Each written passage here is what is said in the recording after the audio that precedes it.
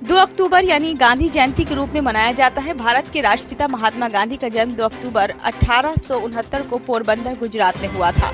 उनका नाम मोहनदास करमचंद गांधी है। वह भारतीय स्वतंत्रता संग्राम के महान नेता थे, जिन्होंने आजादी की जंग में भारतीयों को एक किया और अहिंसा के मार्ग पर चलकर देश को स्वतंत्रता दिलाने में अहम योगदान दिया। भारत में प्रारंभिक शिक्षा पूरी करने के बाद वह इंग्लैंड गए, लेकिन बाद में स्वदेश वापस लौट आए। बाद में दक्षिण अफ्रीका की यात्रा की और वहां प्रवासी अधिकारों की रक्षा के लिए सत्याग्रह किया।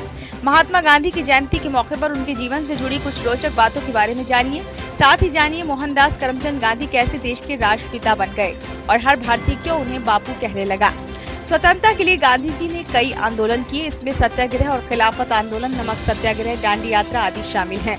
गांधी जी ने देश की आजादी की लड़ाई में अहिंसा के सिद्धांत अपनाया। हिंदू और मुस्लिम समुदायों के बीच सौहार्द और एकता बढ़ाने का प्रयास किया। भारतीय स्वतंत्रता मिलने के बाद गांधी जी ने भारतीय समाज के साथ सामाजिक और आर्थिक सुधार के लिए काम किया और हिंदू मुस्लिम एकता को बढ़ावा दिया। उन्होंने सच्चाई, संयम और अहिंसा के मार्ग पर चलने की प्रेरणा दी। आजादी की लड़ाई में गांधी जी ने अपना सब कुछ न्यौछावर कर दिया। उनके लिए सादगीपूर्ण जीवन ही सौंदर्यता थी। गांधी जी का जीवन एक साधक के रूप में भी मशहूर है। उन्होंने सादगी, निर्लिप्तता और आत्मा के साथ संबंध को महत्वपूर्ण धारणाओं में जिया।